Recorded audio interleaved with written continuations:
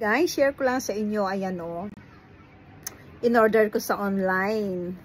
So, face massager. So, nagandahan ako dun sa nagde-demo nito. So, i-share ko lang sa inyo.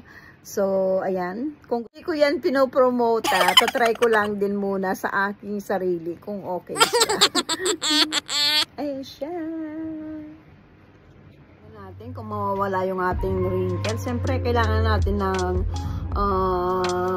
maghanap ng ikagaganda ng ating balat, lalo na pag nagkakaedad tayo, nagkakaroon tayo ng wrinkles.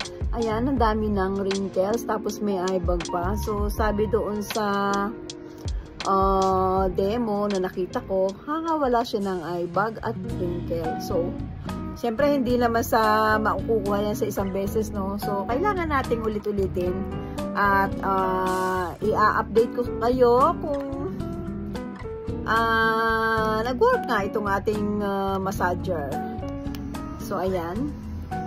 Pipili tayo ng yan, ang speed niya. Gawin natin mas malakas kasi yung balat natin, kailangan natin ng medyo malakas-lakas na pagmamasad. So, ayan, ganyan siya guys. Umiilaw siya. Ayan siya. Cute naman siya. So, Indonesian yung nakita kong nag-demo nito eh. So, ang ganda ng kutis ng mukha niya. So, hindi natin alam kung dahil dito. So, tayo, mahilig tayong mag-try. Wala namang mawawala kung itatry natin. Bagkos gaganda ka pa kapag okay talaga siya, diba? So, yung mga wrinkle-wrinkle na yan, ayan, lalo na pag nagkakaedad tayo, ayan, syempre, marami ng guhit yan. So, tingnan natin daily kung may pagbabago, kung mawawala talaga itong eye bag natin. Kasi ayoko namang magpaano, yung uso ngayon na nagpapabangat ng balat. Pwede naman sigurong i-masad-masad dyan. Okay lang, it takes time. Pero at least, mas safe, diba?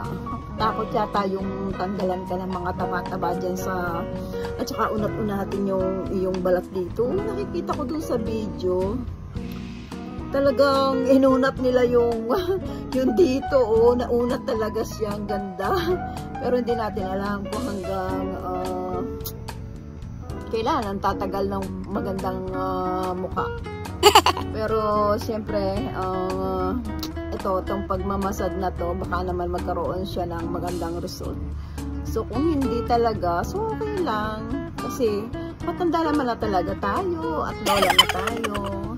So kung medyo malakas pa naman tayo, kaya pa nating ayusin ang ating mukha, ang ating katawan, gawin natin.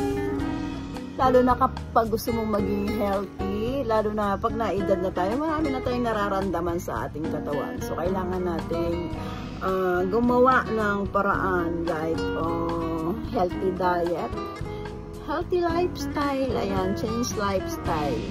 So, ako hindi na ako nagdi-dinner, binawasan ko na yung pagkain ko ng carb. Nagbawas na ako ng rice.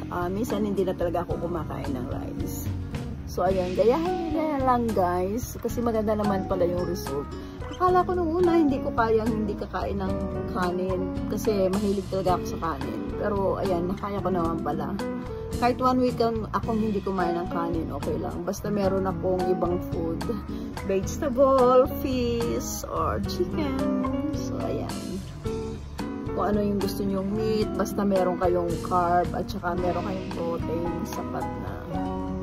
So, ayan guys, hanggang dito na muna at update ko kayo kung maganda talaga itong ating ginagamit na face massager. So, ayan siya guys. See you next time!